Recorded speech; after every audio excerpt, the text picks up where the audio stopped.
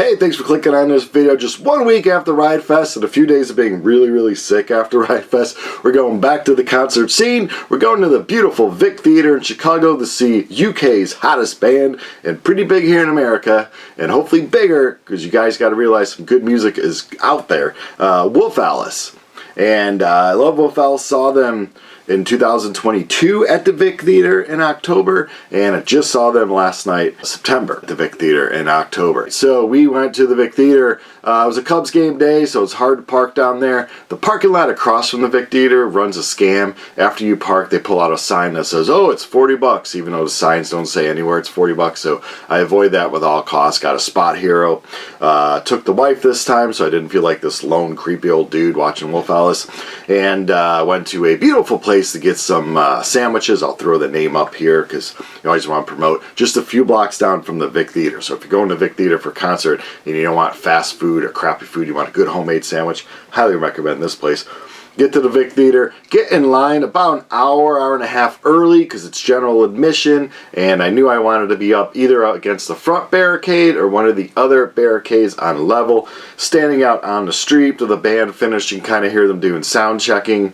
Some of them came out, was eager to grab a quick photo with Ellie. She probably didn't want to take a photo of me. She probably wanted to go to the tour bus as fast as she possibly could and avoid people for a little bit, but she was cool. She said, yeah, sure. And like an idiot, I still had my phone set on a timer, so when I grabbed my phone, it was like, okay, here's a quick picture. I hit it, and then it's like 5, 4, 3, and I told her, I'm like, sorry, this is the longest 5 seconds of your life. 2, 1, and finally took the nice little picture. So thank you very much for her for being very patient with me and giving me 5 seconds of her life that she probably didn't want to give me. Then went back in line with the wife, and a boom, soon the thing started and we get in there. The front row was pretty much taken unless I wanted to be on an extreme side. I didn't want to have to learn or look rather all the way right or all the way left, so got to the rail, which is a little bit back. The Vic Theater is a beautiful place, holds about 1,400 if you're doing the general admission kind of concert thing. I was lucky enough to play there twice 31 years ago, and I tell you, I thought, oh boy, things are going to start happening for me. I could play places like this around the world. This would be excellent. Now, Vic Theaters is the largest arena I ever got, or place I ever got to play. 1,400 people played there first time, opening up for the Offspring and Rancid when I was in the Boyvilles. That was a fun show. And then a month later, we opened up for Pegboy and Publix Hoboken, a great Chicago punk band, was also on the bill that day. So yeah, it was something to play there, and it was something to be there. 31 years later, here I am seeing Wolf Alice, 2025. It was a really cool place, and the crowd was really cool. No one was trying to really cut in front of anyone.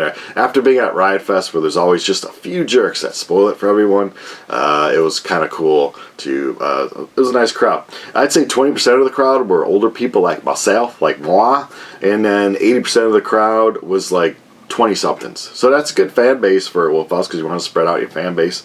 You know, they're touring for The Clearing, which is a new album that came out just this year, last month, 2025. I have the signed CD and the signed LP insert. Yes, I'm a big fan. That's why I get these things. Now, The Clearing is their 4th album. It did take me a little while to get into because it is a lot smoother, a lot soft rocker, I'd say. There's some songs I really think she sounds like Olivia Newton-John on them. And which is a compliment because I love Olivia Newton-John's voice. It's very airy, you might say. There's a lot of air, so it's soft rock. So at first I was like, I don't know. The part of Wolf Alice I like is when they go soft and then hard, and then they're almost like a punk song there. And then they'll have a soft rock song, and then they'll have a song you want to jump. And so yeah, it took me a while to get into it, but the more I play it, the more I really enjoy it. Like I said, they have 4 albums. Would it be my favorite of the 4? Probably not, but it's a great album, and I hope it starts to sell a lot for them and keep them putting out music, you know. It's hard days for a band from UK to go on tour in the US, but they are doing a summer-fall tour, so you want to go check them out. About halfway through was the Chicago show. So yeah, let's go through that concert right now. And of course, The Clearing, because it's a softer album, when they play on this tour, of course, they're playing like 9 songs from it and about 3 or 4 songs from their first 3 albums, and it blends in well with all the other stuff because you have a lot of harder or more hard-hitting stuff, and then you have the songs from The Clearing. But anyway, let's get into the show. Opening was Willie Mason, who's actually from, I believe, the East Coast of the United States, but he tours a lot in like UK and Australia. He's at it now since 2004. His voice was a deeper voice. I like higher range voices. His voice to me sounded like, what's that guy from the I Want My MTV? Mark Knopfler, whatever. His voice kind of reminded me a little bit of him. Man, am I out of it. But yeah, he just played maybe like 8 songs or something like that. It was nice, but was it something that was really like, oh great? Now I kind of wish they'd had more of like a harder rock or even like a punk band opening up for them. That would kind of been cool. And then there's a little bit of wait, of course, rock star wait. You gotta wait a little bit. You just can't get band after band. This ain't Riot Fest. You gotta wait a little bit. The band takes the stage. They come out to Thorns was the first song. It's a song off the new album. It's a great little song. It's a great little one to get into it. And you realize, especially on this new album, you really realize they're featuring Ellie's voice a lot. She came from like drowned vocals with guitars. Each album kind of getting out there. And now she's got a powerhouse. One hell of a voice. You got Ellie, you got Theo on bass. Jeff, the guitar player, is staying back in the UK for a very good reason. His wife is about to have a kid, so you don't want to do that, or she may have even had a kid by now. Yeah, that's a smart move, Jeff. Good move on you, man. Pick family over band so you can have a happy family. So they have this guy, John Victor, playing guitar, and you couldn't hear. Like, it was just, he was perfect. So filled in, learned all the parts, played great, blended in with the band great, so excellent. And then Joel on drums. So yeah, and then they bring along with them a keyboard player, forgot his name, but he does a great job as well. He's always with them on the tours. Like I said, you have the set list where it's going to go heavy from songs from The Clearing, and of course, you know, they're going to throw in like 4 songs from Blue Weekend, which is probably my favorite album of theirs. Where's Blue Weekend? Right there. So let's hear a little bit of that.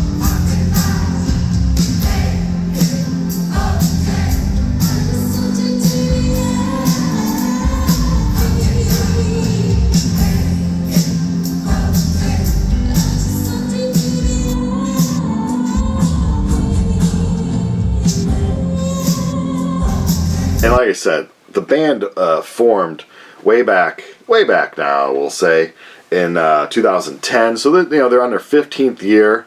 They have 4 albums out. 3 so far have gone gold in the UK. Like I said, the US charts, I don't know why. US fans need to wake up a little bit. You can see them on YouTube. When they come around, you can see them live. You can stream them anywhere. But yeah, I'm not sure why they're not really breaking it huge in the US. I don't know if it's just other competition in the U.S., but I mean, I'm more than glad. Hey, I mean, the group probably wants to play large places when they come here, but I am more than happy with every tour. If they want to play like the Metro or the Vic Theater, just play in front of 1,000 people in Chicago, I'm happy with that. Heck, I'd be happy with the club 300-400 people. But that's probably not what the band wants to do. But the band looks really well rehearsed on stage. They look comfortable. Like I said, they've been doing that for like 20 years now. No, 15 years now. I'm sorry. 15 years now. 4 albums under their belts. A few EPs. Tons of concerts around the world. So yeah, they look good. Ellie looks really comfortable in her skin where she's singing out the song and really showcasing her vocals. Still plays guitar from some songs here and there. You're still going to hear like the harder stuff.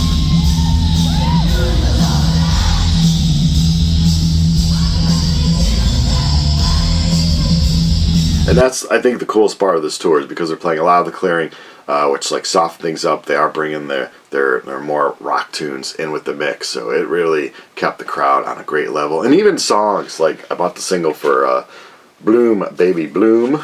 I got the 7-inch here. And really, when this song came out, it was the first song of the new album that they were releasing. I wasn't a huge fan. I was like, all right, this is all right. But I wanted to like it more. Hearing it live, I do like it more. It makes a lot more sense to me.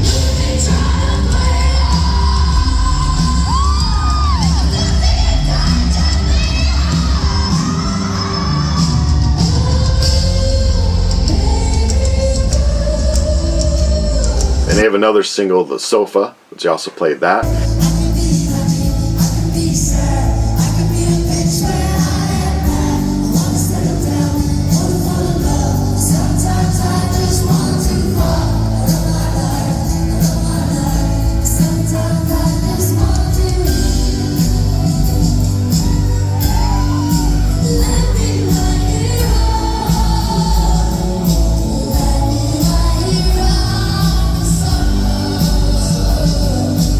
my wife and I joke that the song is about our dog, because our dog loves hanging out on the sofa all day long. She does not have a job. Our dog just hangs out on the sofa. Also during the concert, my wife kept checking the Florida State score. And man, I thought this would have been a perfect night if Florida State would have just won, but they didn't. They lost in the end. Side note, that's football. Side note, back to music. Yeah, so it was a great show. They usually do 21 songs. Sometimes I'm thinking the set list was 22. I think they started a little later, and the Vic wanted them over probably around 10. So we got 20 songs. So I think before Sofa, I think they kicked out a song. Which it could have been one of the ones on Blue Weekend. The Last Man on Earth. They have been playing that live. So I think they kicked that one off, but that's one of my favorite Wolf Owls songs, Last Man on Earth. But they already had enough slower songs, so that's probably why they removed it for time, or who knows. I don't know, you know.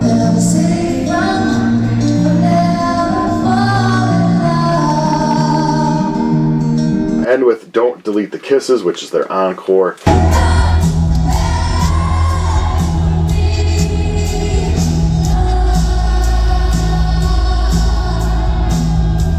And yeah, highly recommended for people that haven't heard of them or heard of them but only know a few songs. They are a great live band, and there's not a lot of that out there sadly anymore, especially in the pop rock area. You're going to hear tons of tracks behind bands and just groups that don't look kind of comfortable on stage, more used to like studio or producing a video. This is a great live rock band.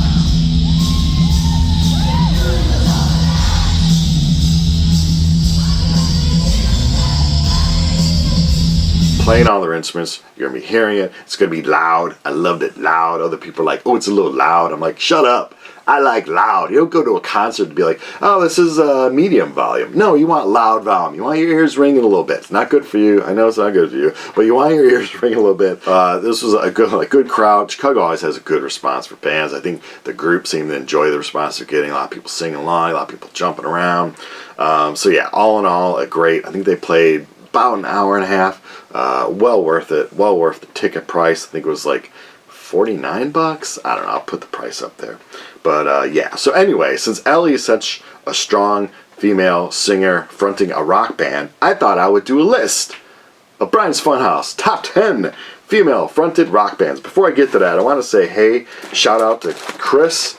He sent me this. This was from the My Chemical Romance show here in Soldier Field, Chicago. They gave out these cardboard things, but they didn't give them out to everybody, and it was a cluster, you know what, at the end. So Chris was nice enough to say, hey, you wanted one? Let me send it to you. So thank you very much. Thanks to all the people that view these videos. Anyway, let's go to the female species here, and female fronted rock bands. And I'm not going with rock bands named after the people, so no Pat Benatar, no Cyndi Lauper, no like Janis Joplin. It's crazy. You have to have rules for these little lists, these little stupid little lists. You have to have rules. But my rules is it's a rock band with a female fronting it. Alright, and I'm sorry about heavy metal. I didn't really find a lot of heavy metal. Sorry, Doro and Warlock didn't really make the list. Sorry to the Sundays. You did make the list till I discovered, oh no, I want to put this one on the list. So sorry to the Sundays. Such a sweet voice. I think her name's Harriet. Such a sweet voice. Alright, so number 10 of female fronted rock bands, girl power, is Scandal. Formed in 1981 in New York City. Patti Smythe. Not to be confused with Patti Smith. They just had 2 albums out. One went gold, one went platinum. And this is their first little EP they have. And I really like it a lot. Love's Got a Line on You. Another Bad Love. She Can't Say No. Goodbye to You. Win Some, Lose Some. Of course, Goodbye to You would be the big song after that. Or off of this. A lot of people know them from The Warrior. It's off an album. But yeah, this is good stuff. Scandal, number 10, female-fronted rock bands. Number 9, this is all female rock band. You can pick anyone in this band. It's female. Formed in 1975 in L.A., called The Runaways. Sherry Curry was in the band. She's not on this record. I'm showing you all the vinyls I have from all these people. But I do have an autographed picture of Sherry Curry. I didn't get to meet her. This is from a store. Horror movie convention sometimes sells things. So they have to support the convention. They have people sign. So she was there and signed it, but I did not meet her in person. People are like, it's a fake. No, I trust that it's real. It's got the little thing that says it's real. Number 8, a band named after a great city in Germany, formed in 1978 in LA. Their singer is Terry Nunn. They have 9 albums out, talking about, of course, Berlin. I do tend to like their earlier stuff a lot more than their poppier stuff later. And then their early stuff is poppy, like synth pop. And then they got kind of like trying to be like a electronic dance pop thing. I don't know. I'm not a big fan of that much. But early Berlin, oh man, good stuff. Especially the first 2 albums. Great stuff. All right, number 7. Boy, this is a classic rock band that a lot of people know, and there's 2 forms of it, but I want the earlier form of it. Formed in 1965 in San Francisco. Soon after forming, they put out 1 album, and they're like, let's get this other person called Grace Slick, and she did a great job. 8 albums, talking, of course, about Jefferson Airplane, the worst of Jefferson Airplane, but it's got great stuff. Got Somebody to Love, that's a great song. White Rabbit, come on now, White Rabbit, that's a great song. Number 6, formed in New York City in 1974, Mrs. Deborah Harry put out 11 albums with this band, talking about Blondie, of course. I would have loved to play CBGBs. I played ABC No Rio, Coney Island High, and I think that's it for the New York City clubs. No, we played another club, I forget the name of it. I would have loved to actually gone there too, but oh well. Blondie, one of the big things, CBGBs, with the Ramones and all that, they were brought up there. Anyway, I don't know why I'm talking about CBGBs. Number 5, I'm going to go with Wolf Alice. Whoa, Brian, you really like Wolf Alice. Yes, I damn do. I saw him last night, and I put him number 5 on this list because Ellie Wassell, I suck at names, sorry Ellie, we're friends for 5 seconds. 2010, they were formed in London. They have 4 albums out. 3 of them so far went gold in the UK. Wolf Alice. Well, I got Wolf Alice all over the place. This is Wolf Alice. This is Wolf Alice. Wolf Alice. Wolf Alice. Wolf Alice. Man. All right, number 4. We are in the top 4 already. Oh, that's good. We got 1967 in London officially started, and then they got Christy McVie and Stevie Nicks. They got 17 albums out, and this is the big one. And this one's made in Germany. And this really, there's a reason why. And this is one of the classic rock bands that I didn't like as a kid. I don't know why. I just like, the people like them, I don't like them. And the Eagles were that way too. But I don't like the Eagles whatsoever. But Fleetwood Mac kind of eventually grew on me. Like, Fleetwood Mac. This is rumors there. Little Stevie Nicks. She's a witch. I don't know if she's a witch or not. She just looks like a witch. But great vocals there. She makes my number 4 female-led, kind of with them, rock band. Number 3, when you think of a female-led rock band, of course, this will be on everyone's top 5 list. If not, I don't know if I would trust their top 5 list ever. Seen this band multiple times. Every time the Wilson sisters kick it out of the park, hit it out of the park, kick it out. Depends on what sport you're playing, I guess. Talking about Heart, of course, this Little Queen. Look at that. Girls got all dressed up. They went to the Renaissance Fair and said, hey, let's shoot the record cover too. We're all dressed up. We got makeup on. And Nancy Wilson. Of course, Nancy Wilson was in Fast Times at Ridgemont High. She's the hot girl in the car when the guy is working at the Stupid Fish place. So Heart, formed in Seattle in 1973. 16 albums out. They make Brian's Funhouse number 3, female friend of rock bands. You all know. Okay, number 2, formed in 1991. What year that was? In LA. Kim Shattuck. They got 7 albums out, talking about the Muffs, of course.